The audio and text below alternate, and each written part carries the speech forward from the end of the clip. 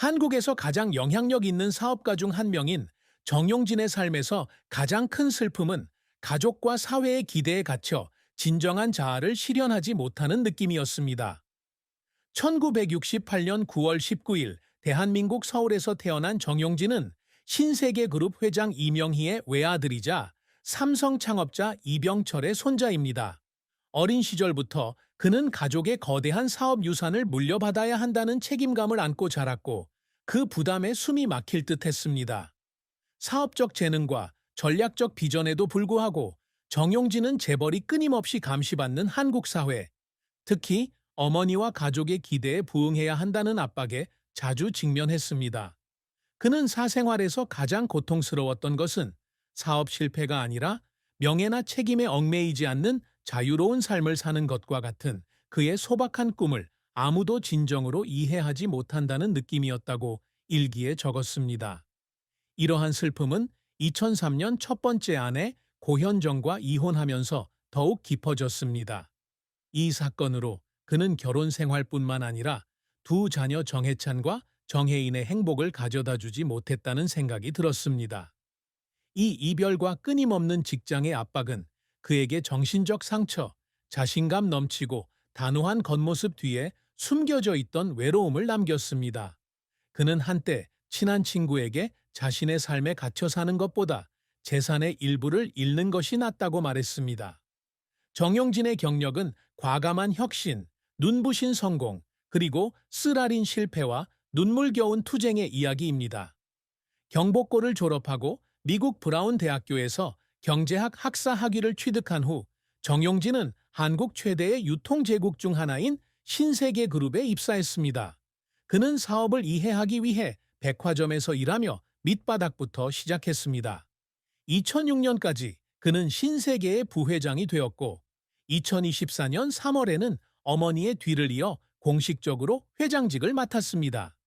그의 가장 큰 성공 중 하나는 한국 최대 슈퍼마켓 체인인 이마트 브랜드를 개발하고 수백만 명의 소비자를 유치한 저렴하지만 고품질의 제품 라인인 노브랜드를 출시한 것입니다. 그는 또한 쿠팡과 같은 거대 기업과 경쟁하여 신세계의 전자상거래 확장을 주도했습니다. 그는 또한 SSG 랜더스 야구팀 인수를 통해 인천 팬들에게 자부심의 원천으로 만들었습니다. 이러한 대담한 결정은 신세계가 소매업계에서 선두 자리를 유지하는 데 도움이 되었으며 정용진의 순자산은 2024년까지 12억 5천만 달러로 증가하여 포브스 한국 최고 부자 목록에서 26위에 올랐습니다. 그러나 그의 경력이 항상 순탄했던 것은 아닙니다. 가장 큰 실패 중 하나는 영화 제작과 관련된 엔터테인먼트 브랜드인 일렉트로맨 프로젝트였는데 성공하지 못해 청산되었습니다.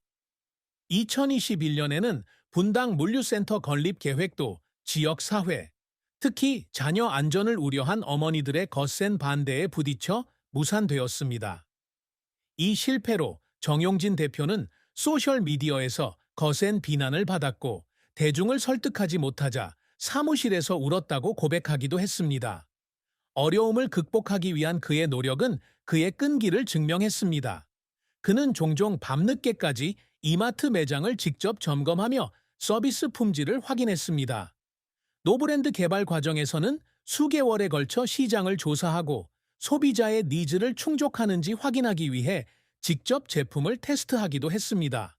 눈물을 흘린 순간은 실패뿐 아니라 2015년 이마트가 처음으로 경쟁사인 롯데마트를 매출에서 앞지르던 순간처럼 자신의 아이디어가 결실을 맺는 기쁨에서도 비롯되었습니다. 그의 헌신은 신세계가 단순한 유통 대기업을 넘어 한국 산업 혁신의 상징으로 자리매김하는 데 기여했습니다. 정용진 회장은 단순한 이익이나 명예가 아닌 한국 유통업계의 미래를 만들어가고 자녀들에게 유산을 물려줄 수 있는 능력을 갈망합니다. 그는 비전 있는 리더로서 신세계를 월마트나 아마존과 같은 글로벌 기업으로 성장시키고자 합니다. 온라인 쇼핑 시스템 구축부터 공급망 관리에 인공지능을 적용하는 것까지 기술에 막대한 투자를 하고 있습니다. 그의 또 다른 목표는 혁신적인 제품과 서비스를 통해 한국 소비자의 삶의 질을 향상시키는 것입니다. 저렴하면서도 친환경적인 제품을 선보이는 노브랜드, 노브랜드. 브랜드는 이러한 포부를 증명합니다. 그는 SSG 랜더스를 단순한 축구팀이 아닌 지역 사회에 기쁨과 화합을 가져다주는 문화적 아이콘으로 만들기 위해 노력합니다. 또한 정용진 회장은 정해찬과 정혜인에게 좋은 아버지가 되기 위해 항상 노력합니다. 고현정과 이혼 후 그는 자녀 양육권을 물려받았고 자녀들에게 근면과 책임감의 가치를 가르치는데 많은 시간을 보냈습니다. 그는 언젠가 신세계를 인수하여 가문의 유산을 이어가는 꿈을 꾸었습니다.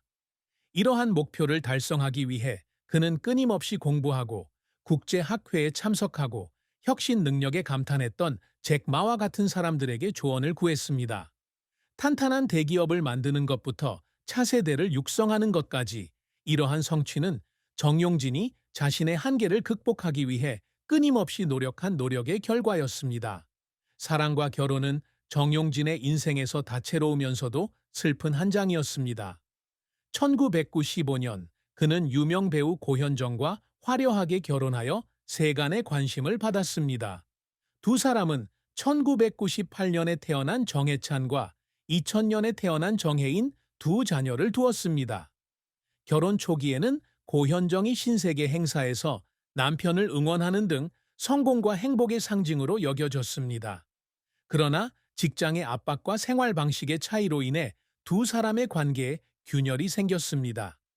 2003년 두 사람은 이혼했고 정용진은 두 자녀의 양육권을 얻었고 고현정에게 15억 원의 위자료를 지급했습니다.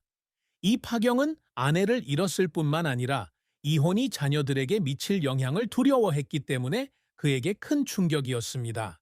그는 한때 친구에게 가족을 함께 지키지 못했다고 느꼈고 그 고통은 오랫동안 그와 함께했습니다.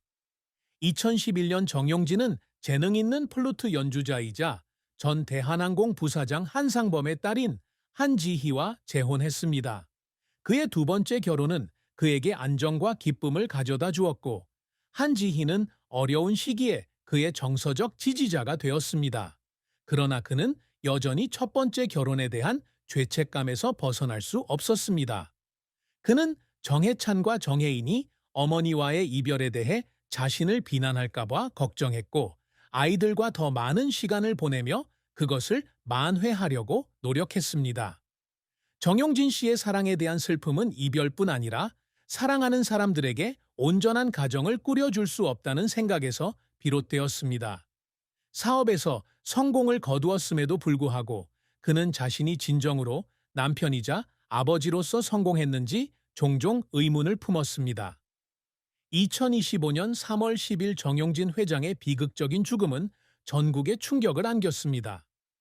56세의 그는 강남 신세계 본사 사무실에서 사망한 채 발견되었는데 난방 시스템의 가스 누출로 인한 사고로 추정됩니다.